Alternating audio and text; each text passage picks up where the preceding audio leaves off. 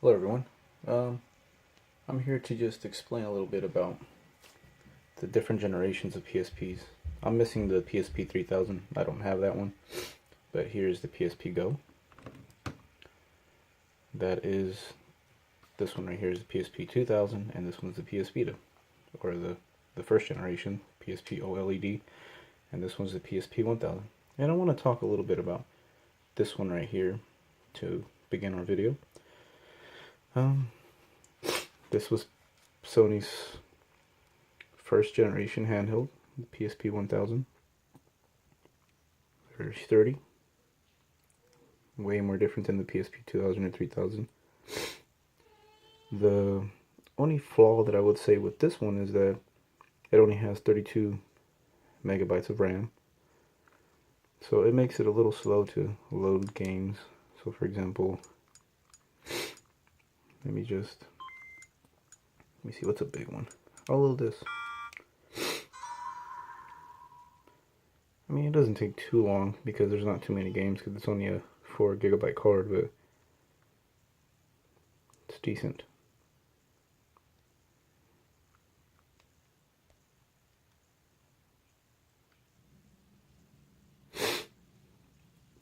As you can see, this is the reason why it takes a little long.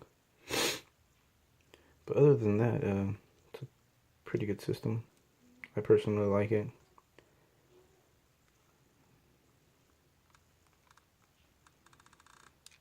And I'll load a random game. Let's say this one, whatever it is. It's a Wild Snake.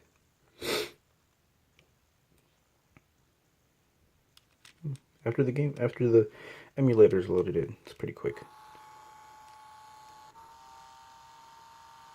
Let me turn this off.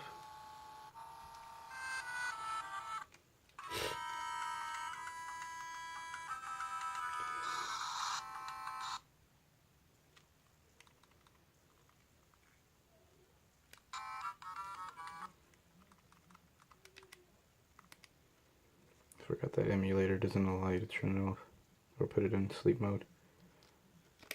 There you go. So this one's really good. It's really sturdy. It's way more different than the other PSPs.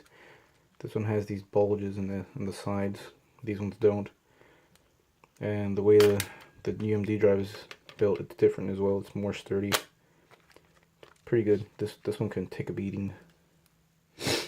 I'd recommend this one if you want something that's really sturdy and heavy. If you have big hands, I'd recommend this one. Just it's heavy. It feels good in your hands. It's a man's handheld. And they all have the possibility of being hacked.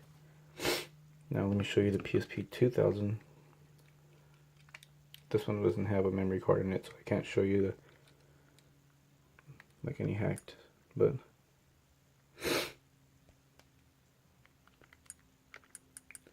this one has double the RAM, so it is more quicker and loads.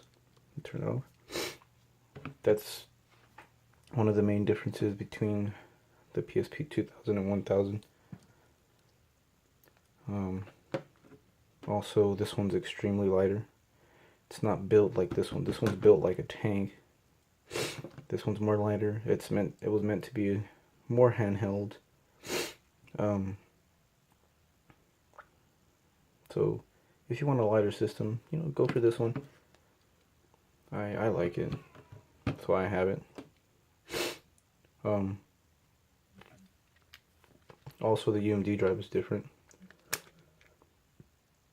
I have that in there. The UMD drive doesn't work on this PSP, but as you can see, it is different. It's good though. And these two right here, accept memory cards here. And this one can also be soft modded, so you can add any glorious old school games or PSP games. If you know how that works, they're great. And I don't have the PSP 3000, but let me talk a little bit about it. The PSP 3000, that one, the only difference was that the screen was brighter.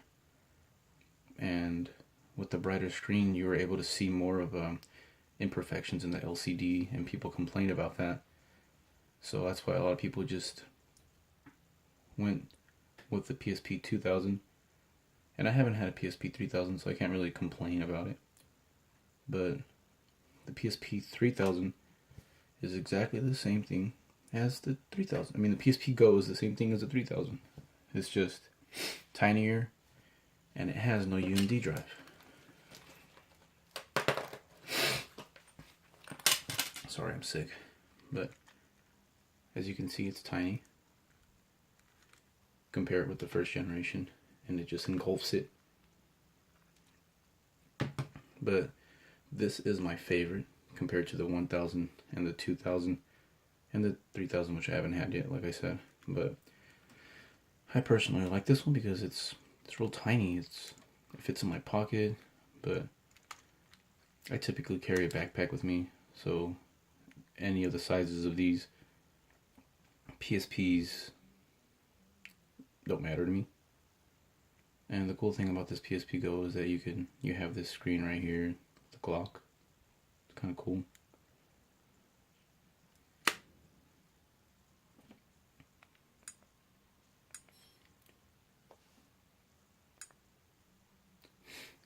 And the reason why Sony produced this model is because a long time ago you were able to mod PSPs by just purchasing a battery called a Pandora battery, and this was Sony's safe haven to stop the modding community on their handhelds.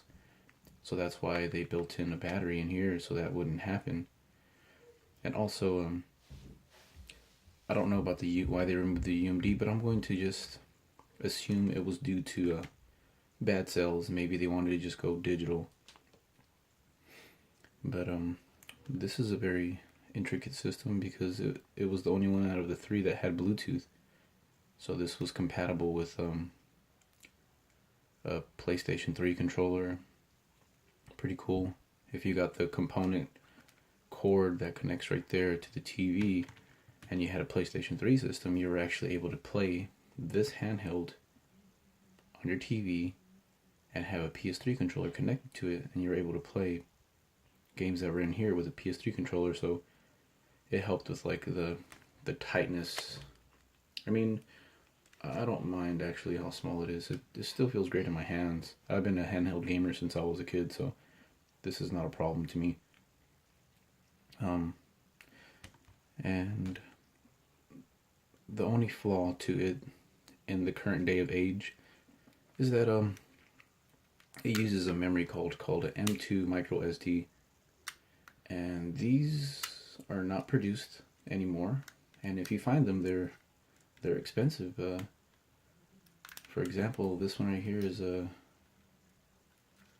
8 gigabyte micro SD, a M2, and these could go like for $20, which is, it's a lot for just a 8 gigabyte micro SD, but it's due to it not being produced a lot. And they also made 16 gigabyte, which is the highest amount of micro SD M2 that you can get.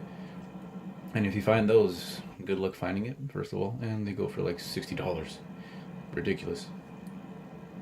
But other than that, I love this system. It can also be modded. So let me just... And you could just have all your favorite handheld games, emulators, whatever, here on the go. And this one does a really good job doing that. As you can see, this loads extremely fast. It's just because the 64 megabytes compared to the 32. So let's just, I don't know, let's load some Game Boy Advance games.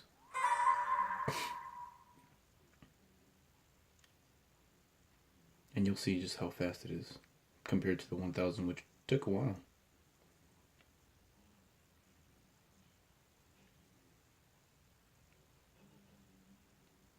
It's just loading Game Boy Advance games. So let's just load a random game, like for example, Donkey Kong Country. Let's load that.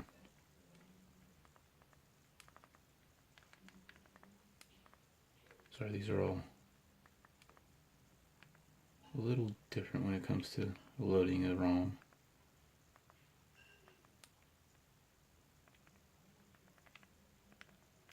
I always get confused.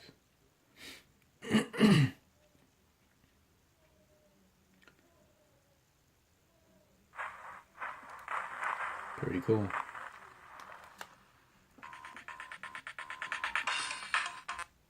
So that's what you can do with all these three. That's why I'm a PSP gamer, handheld gamer. I love it. And then this one right here has, I believe, 512 megabytes.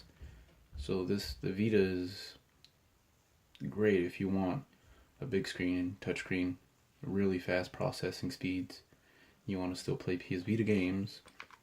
The only thing is that these are difficult to hack only because you have to have a specific firmware, because it's still fairly new in the modding community, and Sony is still producing new firmware, so a lot of people can't really mod it. But this one here specifically is modded. So I can show you, like, this is what I have. And when you mod it, you can add as many games as you want. So let me see how. I'll just load a Game Boy Advance game. I love Game Boy Advance games, so we'll load the Pokemon game. As you can see, this is a very long list of things. Let's see, I love Sapphire version, so god damn it. It's always different with these buttons. You just don't know which one loads it, so sorry guys. Okay, so let's just load Sapphire version, so you can just see the beauty in this game. On this, it's the old LED that makes it look really nice.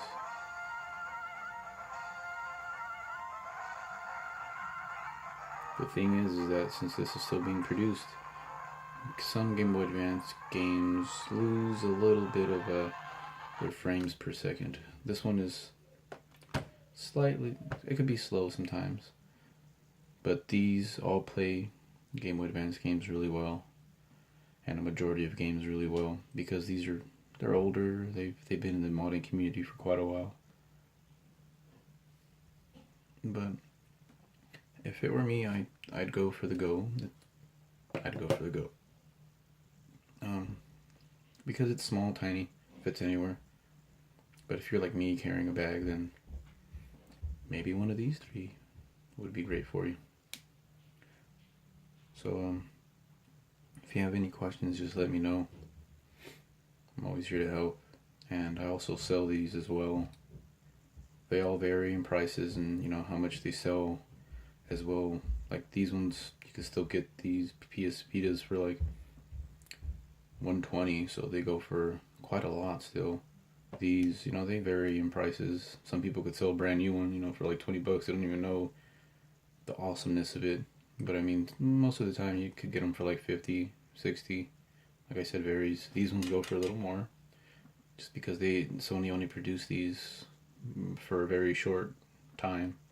So you don't see a lot of these PSP Go's, especially when they're in really good condition, which this one is in good condition. But when they're modded, they go for a lot more. So good luck. Have fun gaming and enjoy yourselves. Bye. Thank you for watching my video.